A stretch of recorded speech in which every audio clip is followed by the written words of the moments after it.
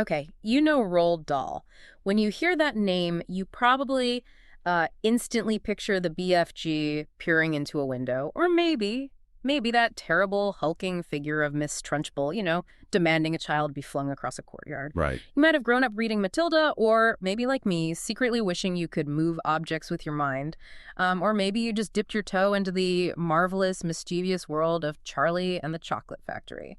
What if we told you that the gentle, whimsical genius who dreamed up everlasting gobstoppers and the big friendly giant actually lived a life so complex, I mean, so full of violence, trauma, and high-stakes adventure, that his biography reads less like a literary history and, well, more like an espionage thriller. Seriously. We are talking about a man who was a genuine World War II flying ace, a high-level intelligence operative embedded in Washington, D.C., and incredibly, an inventor of medical devices that literally saved thousands of children worldwide. It's wild, the public persona, the gentle mischief maker. It totally obscures a life lived at these extremes. Today, we are not just discussing an author. We are really analyzing a figure whose personal narrative was, well, as fantastical and complex as any of his fiction. And the scale of his success truly underpins why this deep dive is so essential. I mean, we're talking about an author who has sold more than 300 million copies worldwide. 300 million? Yeah. His books have been translated and published in, 63 languages, leading many to call him, quite rightly, I think, one of the greatest storytellers for children of the 20th century. Absolutely. And our mission today is precisely to bridge those two worlds for you. The extreme world of wartime trauma, sophisticated espionage, devastating personal grief, and medical innovation, to the unique, often macabre and darkly comic literary voice that ultimately defined him. We are peeling back the hidden chapters of his life to show you how these extreme experiences were not just, background noise in his biography, but the very raw, visceral material that actually forged his specific brand of storytelling. Okay, let's unpack this from the very beginning then. Dahl was born on September 13th, 1916 at Villa Marie in Cardiff, Wales. His parents, Harold and Sophie Magdalene Dahl, were affluent Norwegian immigrants. That's right. His father, Harold, was a wealthy shipbroker who'd emigrated from Norway and married Sophie, who came from a similarly, well-established Norwegian family. And his Norwegian roots run deep, don't they? Oh, very deep. He was named after the famed Norwegian polar explorer, Roald Amundsen. And Norwegian was actually his first language at home. Really? Yeah, he spoke it with his parents and his sisters. It was a linguistic foundation that perhaps contributed to his later playful relationship with the English language, all those invented words. Interesting connection. But tragedy struck pivotally and really early. In 1920, when Roald was just 4 years old. Just 4. His 7-year-old sister, Astrid, died suddenly from appendicitis. And then, only weeks after that, his 57-year-old father, Harold, died of pneumonia. Weeks apart. Imagine the emotional void left by the simultaneous deaths of 2 immediate family members for a 4-year-old. It must have been just immense. This is an incredible upheaval, and it's critical because it led to Sophie Magdalene Dahl's definitive decision. Harold left a substantial fortune, assessed at over £158,000 back then, which, secured their financial future. But crucially, before his death, Harold had insisted that his children receive their education in English schools. Right. He thought they were the best in the world. He happened and regarded them as the world's finest. Exactly. And Sophie honored that wish, right? She chose to remain in Wales, raising her children there, instead of doing what might have been easier, maybe, and returning to Norway to live with relatives. Precisely. And this choice was the fundamental pivot point in Roald's life. It committed him to the strict, often brutal, British public school system, which, as he later wrote about extensively, became a profound source of misery and, paradoxically, maybe his greatest wellspring of inspiration. Wow. Had she returned to Norway, there would likely be no Miss Trunchbull. That's a thought. Okay, before the real misery of boarding school set in, we get this moment of pure, juvenile mischief that directly seeded his fiction. Let's talk about the infamous Great Mouse Plot of 1924. Oh, yes.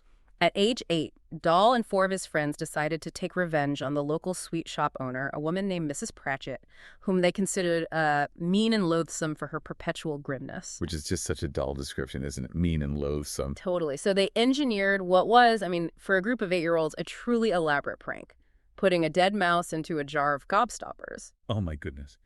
Dahl recalls the severity of the official response in his autobiography, Boy, Tales of Childhood, a caning for all 5 boys Yeah. delivered by the headmaster himself. Ouch.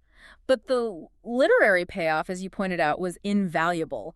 That mean and loathsome Mrs. Pratchett became the direct, tyrannical template for the cruel headmistress Miss Trunchbull in Matilda. Absolutely. Straight line. And the act of mischief itself, centered on those beloved British sweets, it inspired the creation of the magical, everlasting gobstopper in Charlie and the Chocolate Factory. You see how his earliest experiences are just directly translated into plot devices. It's incredible, isn't it? His formal education, however, became increasingly difficult. He first attended St. Peter's boarding school in Weston-super-Mare, and apparently he was desperately homesick, writing to his mother every single week. Every week. Every week. After her death in 1967, he made a really poignant discovery. She had saved every single one of those homesick letters. Oh. Yeah, a testament to their close bond, though he had apparently rarely revealed the true depth of his unhappiness to her during those years. Trying to be brave, maybe. Trying to protect her, perhaps.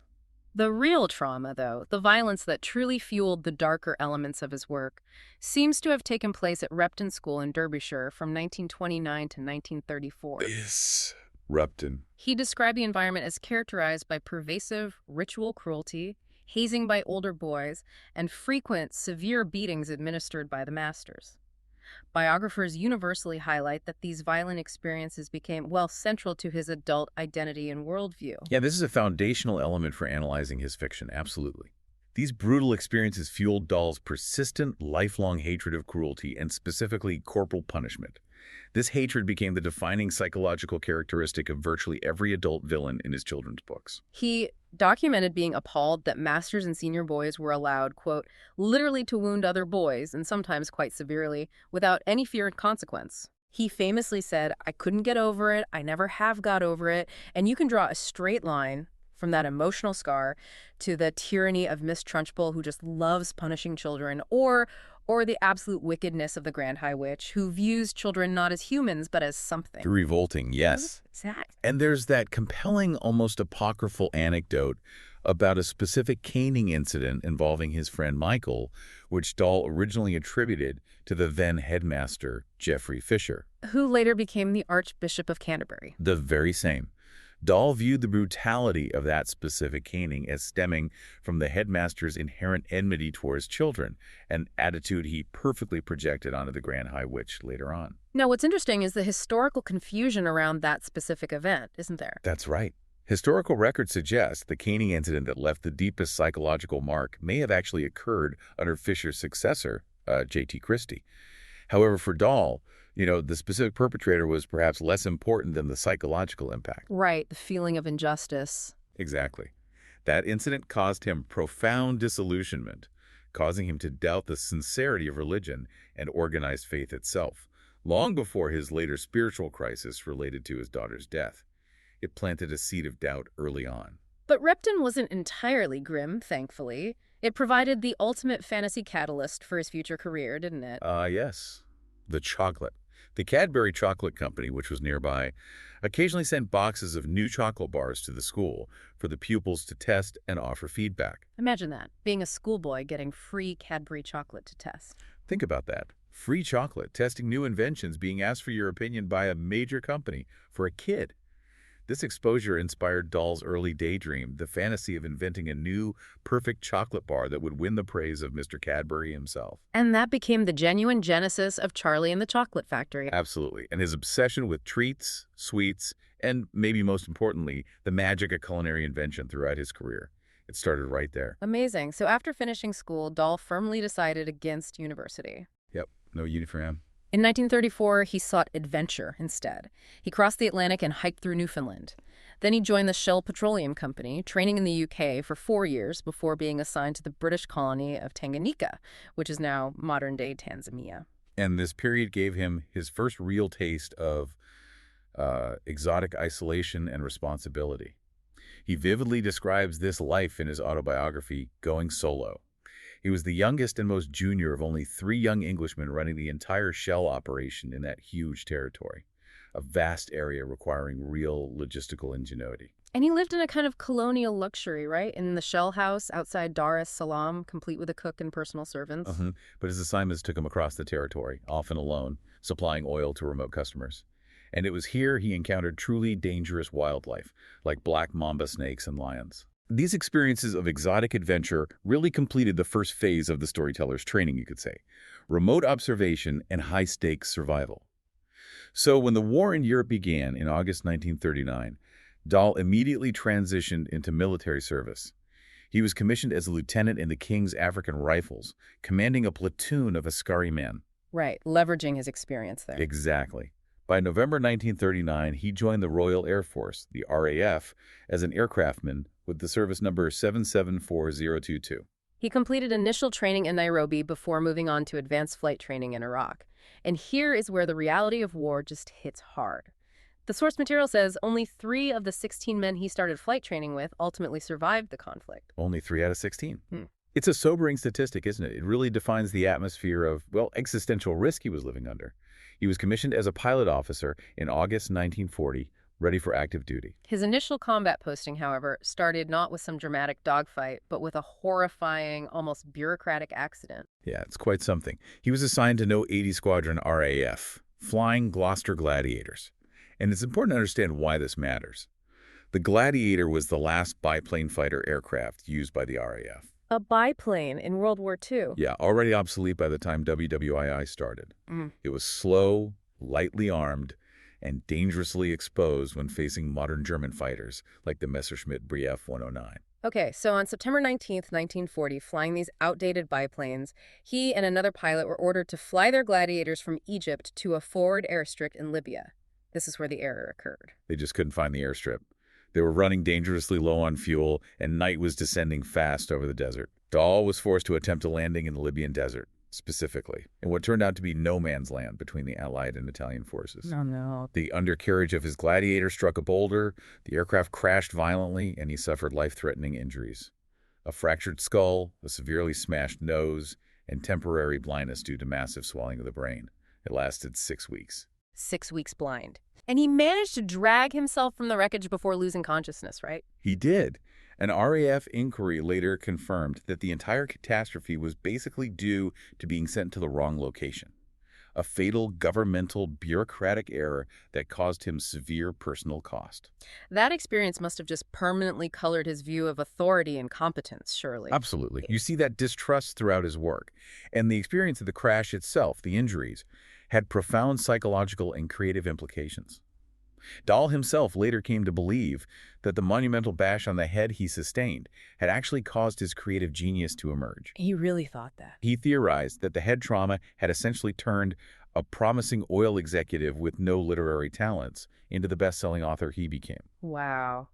That is such a fascinating sort of romantic idea that the trauma was the key to the genius. But what does the more clinical analysis suggest? Well, analysts, treat the savant syndrome theory with a healthy dose of skepticism. It's highly unlikely he suddenly acquired a new literary skill out of nowhere. However, one specialist noted that the trauma may have caused mild localized damage to the frontal lobes. The part for planning and judgment. Exactly, and social inhibition. The analysis suggests this could have affected his personality, perhaps, quote, releasing him from some of the inbuilt inhibitions that normally hold people back. So not genius acquired, but inhibition released. Okay, Yeah. That makes so much sense when you look at his fiction. The anarchic spirit, the lack of fear in depicting the grotesque, the gleeful revenge that characterizes his writing, that could totally be the creative manifestation of those lowered inhibitions. Precisely. It fits, doesn't it? Despite being severely wounded and having spent months recovering, he was deemed fit for flying duties in February 1941. Unbelievable determination. His squadron had been transferred to the Greek campaign and was re-equipped with Hawker Hurricanes, a massive leap forward from the obsolete Gladiators. Dahl flew a replacement Hurricane across the Mediterranean after only 7 hours of experience in that aircraft type. Just jumped in. 7 hours. Wow. He immediately plunged into high-intensity combat over Greece then. Right away. He flew his first aerial combat mission on April 15, 1941, over Chalcis. He attacked 6 German Junkers Ju-88 bombers and shot one down. The following day, he shot down another Ju-88. Suddenly, he is right in the thick of it. And he took part in a major decisive engagement on April 20th, 1941, didn't he? Alongside famous pilots like Pat Paddle. That's right, the intense Battle of Athens, a small force of Allied fighters desperately trying to cover the evacuation of British troops. Dahl described it as an endless blur of enemy fighters whizzing towards me from every side. It was a desperate, bloody affair. So by the time he was invalided home due to recurring blackouts, dizziness, and severe headaches, all residual effects of that 1940 crash, Still plaguing him. he had achieved confirmed status as a flying ace. Post-war cross-referencing credited him with 5 aerial victories, a genuine hero of the Greek campaign. He really was. After convalescing, his service shifted drastically. In late March 1942, he was posted as Assistant Air Attaché at the British Embassy in Washington, D.C. He was quickly promoted to War Substantive Flying Officer. Okay, going from life-or-death combat in the skies over Greece to the, cocktail party circuit of wartime Washington must have been incredibly jarring. It was profoundly jarring, by all accounts. Dahl arrived from war-starved Britain and was completely astounded by the wealth, the luxury, the sheer amenities available in North America. He strongly disliked the diplomatic job initially, finding it detached and superficial. Didn't feel important enough. He described feeling utterly out of place, calling it a most ungodly, unimportant job, feeling like he had moved directly from horrific combat to the middle of a pre-war cocktail party in America. But the seemingly unimportant diplomatic role quickly morphed into something far more critical and covert, right? What was the real mission in D.C.? Well, the official mission was promoting Britain's message and ensuring continued American support, especially as the U.S. had only recently entered the war following Pearl Harbor.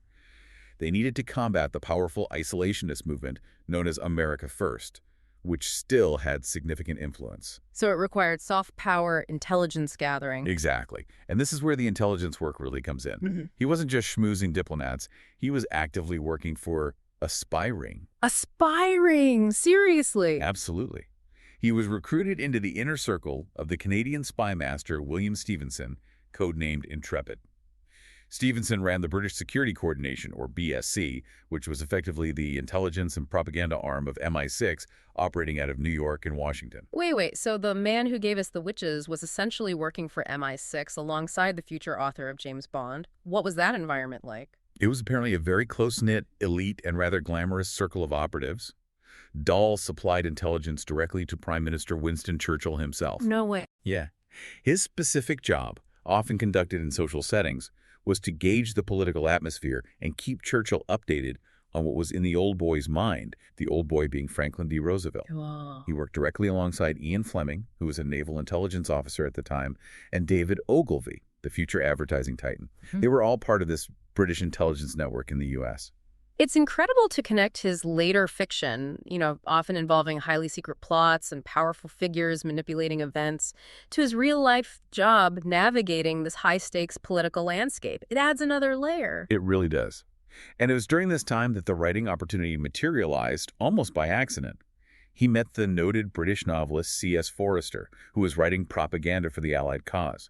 Forester asked Dahl to simply write down some RAF anecdotes from the desert in Greece so Forester could shape them into a story. Just jot some notes down. Yeah, basically. But Forester recognized the unique voice immediately. He saw the talent. He did.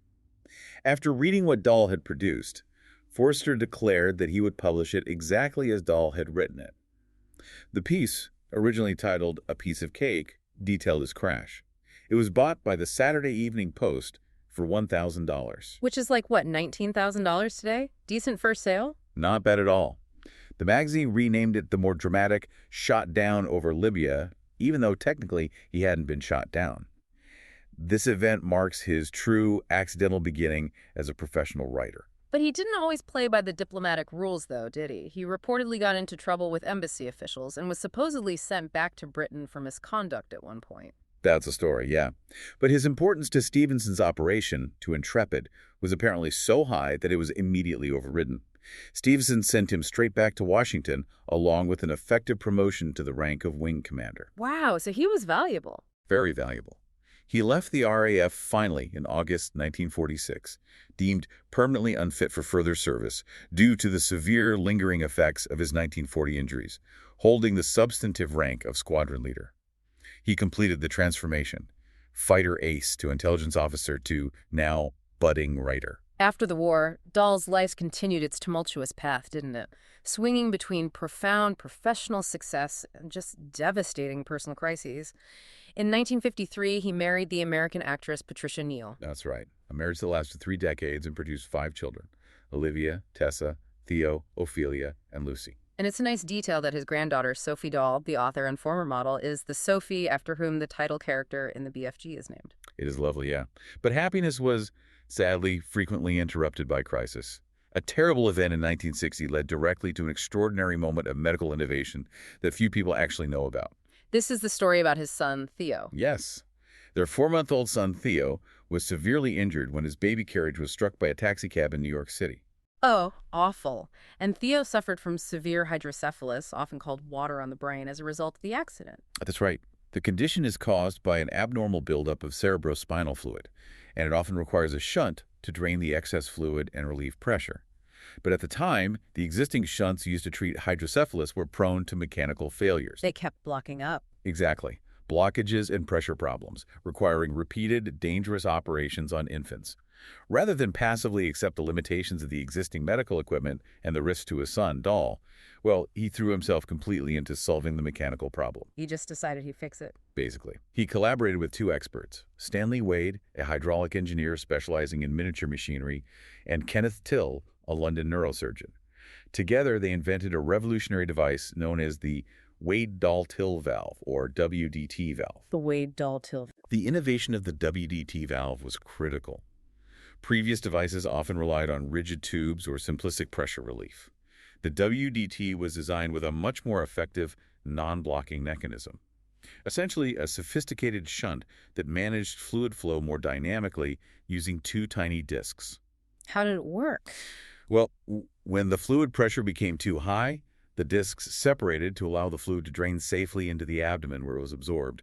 It was much more reliable. And the source material confirms this valve was a resounding success, wasn't it? Used effectively on almost 3,000 children globally, alleviating the condition and reducing the number of risky surgical revisions required. It really was a success. The great storyteller literally became an inventor who saved lives by applying his practical, almost engineering-minded determination to a critical medical problem. Amazing. Despite that triumph, though, the family suffered another immense tragedy just 2 years later. In November 1962, their daughter, Olivia, died of measles encephalitis. Yeah, a rare but often fatal complication of the measles virus. He was only 7 years old. Only 7.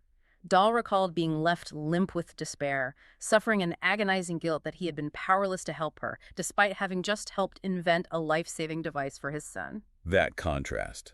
The triumph of the WDT valve and the utter helplessness against the measles virus must have been just shattering for him. You can only imagine. That profound grief, much like his school trauma and war experiences, it galvanized him, but in a civic direction this time. Right. It turned him into a fervent and eloquent proponent of immunization. In 1988, decades later, he wrote a widely circulated article, Measles, a Dangerous Illness, specifically urging people to vaccinate their children in response to rising case numbers in the UK. So he channeled his personal sorrow into a public health service. He did, and he dedicated his classic 1982 book, The BFG, to Olivia. That grief also led to a significant moment of spiritual crisis, didn't it? Linking back to his earlier disillusionment at Repton. Yes. In mourning, he sought guidance from Geoffrey Fisher, the former Archbishop of Canterbury, whom he had known from his school days. Remember the caning story? Same guy, what happened? Well, the story goes that Fisher told Dahl that while Olivia was surely in paradise, her beloved family dog, Rowley, would never join her there, as animals lacked souls. Oh dear. How did Dahl react? Dahl was apparently deeply dismayed and rejected Christianity entirely, viewing the entire system as a sham.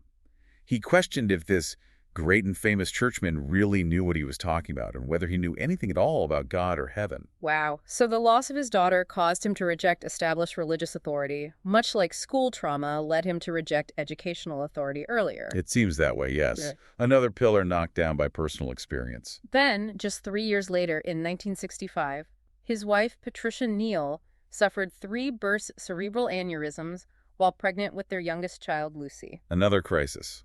This event left her severely incapacitated, suffering from aphasia, the inability to speak, and paralysis on one side. And the sources detail Dahl's response as one of intense, almost controlling dedication, right? Yes. Very much so. He took strict control of her rehabilitation for months. He acted as a relentless taskmaster, apparently, leading her through punishing physical and speech therapy sessions, pushing her constantly, helping her relearn to talk and walk. That sounds incredibly intense. It does, but this intense period of rehabilitation eventually allowed her to make an almost miraculous return to acting. Their arduous struggle was later dramatized in the 1981 film, The Patricia Neal Story. Okay, before we delve deeper into his writing style itself, we really must address the most complex and, frankly, damaging aspect of his later public life, the allegations and subsequent confirmation of his anti-Semitism, which is thoroughly documented in the source material. Yes, it's unavoidable and important to cover impartially. It is essential for our deep dive to impartially report on the statements he made which caused such lasting damage to his public image and legacy. Okay, the controversy first erupted in August 1983 when Dahl reviewed Tony Clifton's book, God Cried, which focused on the siege of West Beirut by the Israeli army during the 1982 Lebanon War. The article, published in the Literary Review, drew immediate and widespread fire. And what did he say? In it, Dahl stated that Jews had never switched so rapidly from much-pitied victims to barbarous murderers. Very strong language. Wow. He claimed at that time to be anti-Israel, but not anti-Semitic, is that right? That was his claim then, yes. However, his statements escalated later in his life, proving that distinction was, well, thin at best, or perhaps non-existent for him by then. When did it escalate? That distinction really dissolved in 1990 when Dahl spoke again on the Lebanon invasion. He stated explicitly, quote, "I'm certainly anti-Israeli, and I've become anti-Semitic inasmuch as that you get a Jewish person in another country like England strongly supporting Zionism." Oh, that's unambiguous. Very. He went on to make shocking and baseless claims, asserting that Jewish people control the media. These comments became defining features of the controversy and cemented the view of him as anti-Semitic. And how did people react at the time? His friends, colleagues? The comments prompted immediate reactions, highlighting what some saw as inconsistency in his character. The renowned Jewish philosopher Sir Isaiah Berlin described Dahl as a man who simply followed whims, meaning he would blow up in one direction, so to speak, suggesting perhaps that his views were erratic rather than based on a deeply held, consistent political philosophy. But the words themselves were deeply offensive regardless. Erratic or not, the real-world consequence of these statements was significant, wasn't it? Oh, absolutely. One notable repercussion was in 2014 when the Royal Mint decided not to produce a coin to commemorate the centenary of his birth, specifically because of these anti-Semitic views. That's a major statement from a national institution. It is. And the gravity of the comments eventually led his family to respond. In 2020, they published a statement on the official Roald Dahl website apologizing for the hurt caused by his anti-Semitism. It's also worth noting his complex relationship with official honors and the establishment, right? In 1986, he was offered an appointment to Officer of the Order of the British Empire, the OBE. A significant honor. But he turned it down. Reports suggest he refused because he actually wanted a knighthood. Specifically so, his wife, Patricia Neal, could be titled Lady Dahl, recognizing her own career and struggles. Interesting motivation, if true.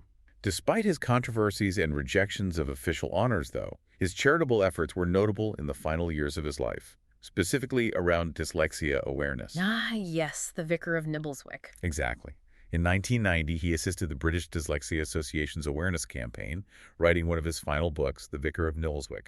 This comic tale about a vicar who suffers a fictitious type of dyslexia, causing him to pronounce words backwards.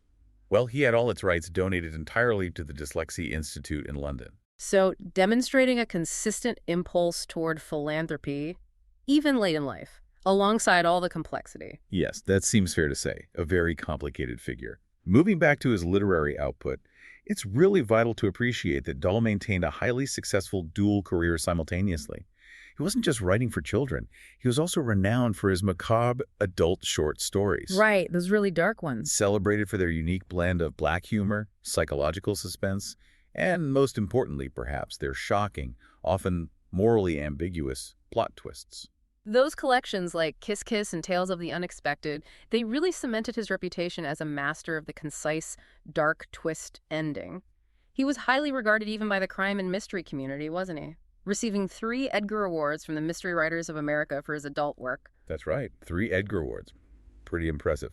The first of the collection, Someone Like You in 1954, then for the classic story The Landlady in 1959, and finally for the television episode based on his story Skin in 1980. This recognition proves his mastery extended far beyond the realm of children's fiction. One of his most enduring adult stories is Man from the South, right?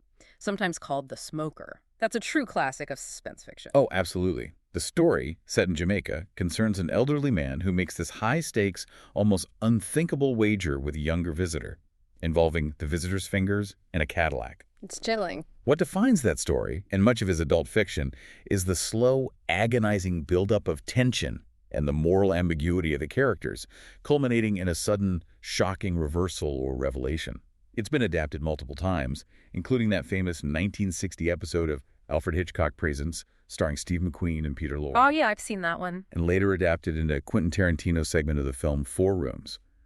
The structure of the payoff, the swift retribution or twist, it's remarkably similar whether he is writing about a murderer or a mean headmistress. That's a great point. His children's fiction, however, utilized a distinctive and powerful formula, rooted largely, as we discussed, in his traumatic experiences at boarding school. Definitely. The core narrative is almost always told from the powerless child's perspective, featuring villainous adults who despise children. But crucially, usually including at least one good adult figure, like the BFG or Mrs. Phelps the librarian, to counteract the cruelty and offer hope. And the psychological resonance of his work stems from this framework, right? As one critic, Anna Leskiewicz, pointed out, his success comes from his ability to wriggle directly into children's fantasies and fears, and then lay them out with anarchic delight. Well put.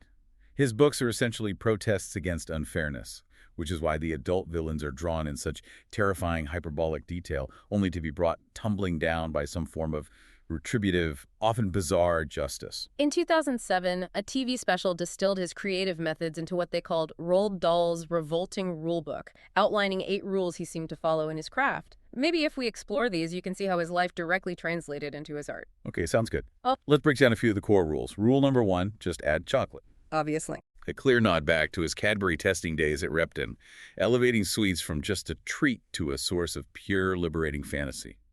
Rule number 2. Adults can be scary. Definitely stems directly from his school trauma and justifies the tyranny of figures like Miss Trunchbull or Aunt Spiker and Aunt Sponge. Absolutely. And then there's the philosophy of on the action. Rule number 4, revenge is sweet. This is the moral engine of his universe, isn't it? Totally.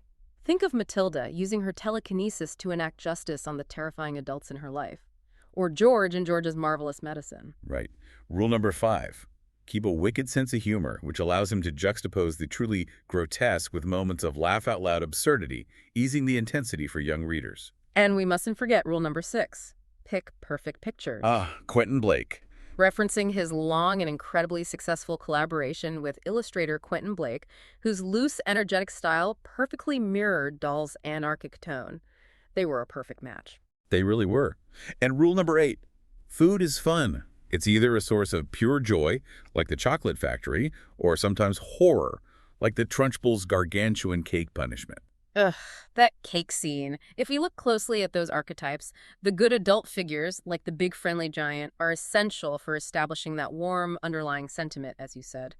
But the grotesque side is often best exemplified in the punishments he reserved for what he wrote as fat characters, who are almost universally portrayed as gluttonous or unpleasant. Yes, that's an aspect that has drawn criticism more recently, but it's definitely there. The punishment is swift, visceral, and often food-related. Consider Augustus Gloop in Charlie and the Chocolate Factory.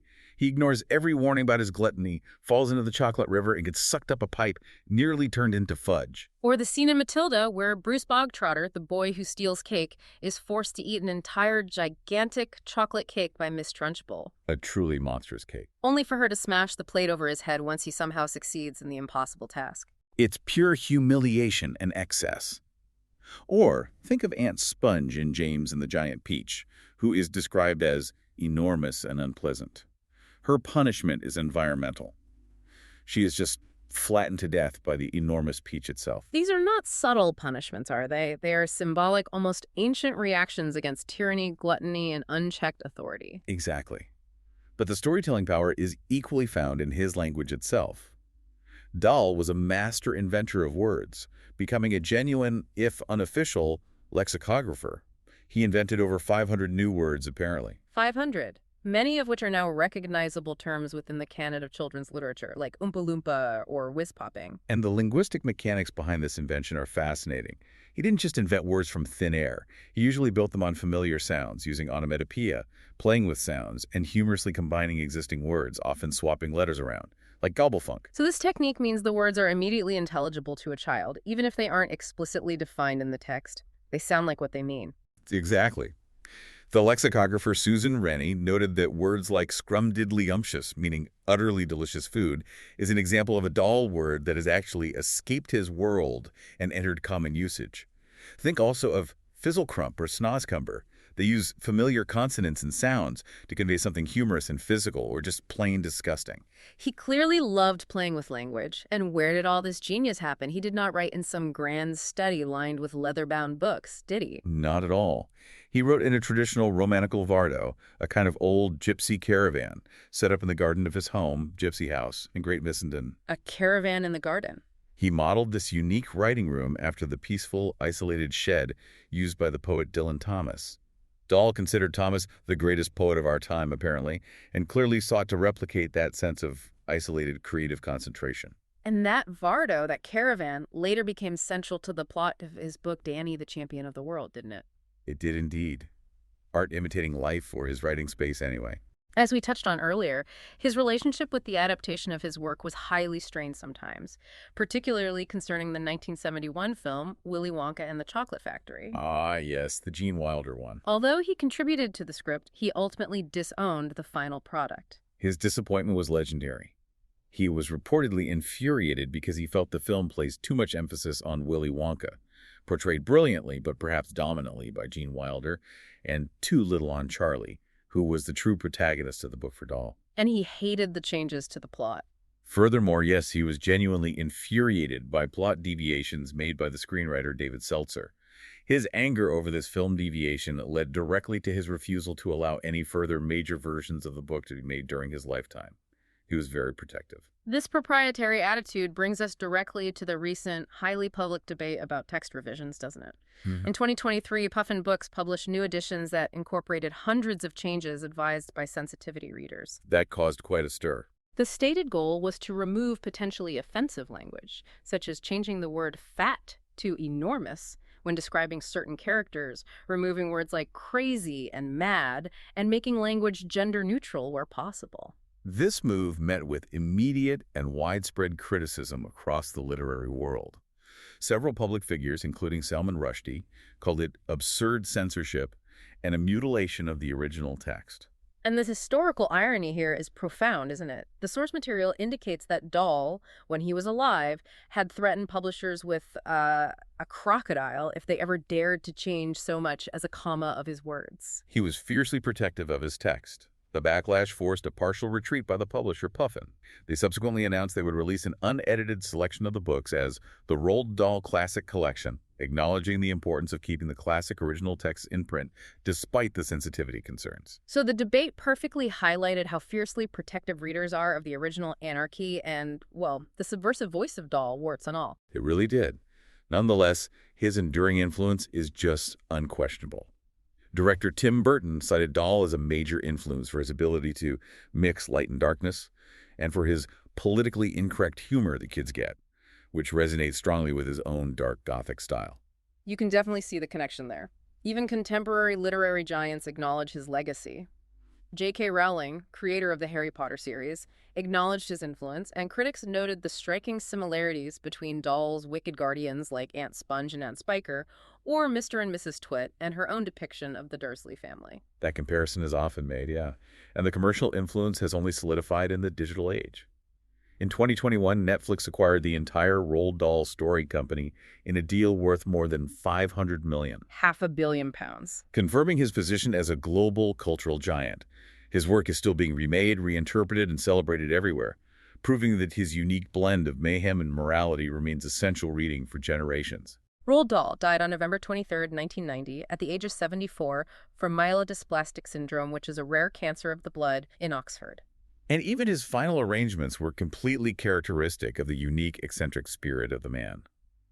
He was buried in the cemetery at the Church of St. Peter and St. Paul in Great Missenden. But according to his granddaughter, the family gave him what they described as a sort of Viking funeral. A Viking funeral. I love that. What did that involve? Well, he was buried with several specific, highly personal items that tell you so much about his passions. His snooker cues, Cues. Okay. some very good burgundy wine, chocolates, of course, HB pencils for writing, and a power saw. A power saw. Why a power saw? Who knows? But it's a beautifully odd mix, isn't it, of the intellectual, the decadent, and the practical. Apparently today, children continue to leave toys and flowers by his grave, recognizing him not just as an author, but as this truly eccentric figure, maybe even a friend. That's lovely. His legacy is honored globally, too. In his birthplace of Cardiff, one of the modern landmarks was renamed Roald Dahl Place. Using the Norwegian word for place, or square, right? Sure. Directly referencing his Norwegian roots, which were so critical to his mother's fateful decision all those years ago. Exactly. And his popularity is sustained. In a 2017 UK poll, he was named the greatest storyteller of all time, ranking ahead of Dickens, Shakespeare, and even J.K. Rowling. That's quite something, ahead of Shakespeare. So if we look back at the fighter ace, the high-level intelligence operative, the inventor of life-saving medical devices, and the author we all know, the dark, complex trauma of his school years, the violence of the crash, the espionage of D.C., and the terrible personal grief he suffered. They weren't separate from his fiction, were they? Not at all. They were the very chaotic ingredients that informed his philosophy, his worldview. His work consistently demonstrates that playfulness and inventiveness are always prized over boring qualities like obedience and deference. And his life was a testament to that principle. Creative disruption driven by chaos and powerful, channeled emotion was absolutely essential to his brilliance. It seems that way. The light and the dark were completely intertwined. Okay, well, we'll leave you with this final reflection, something to maybe mull over that builds on his core philosophy, inspired by a line from his story, The Minpins. Those who don't believe in magic will never find it.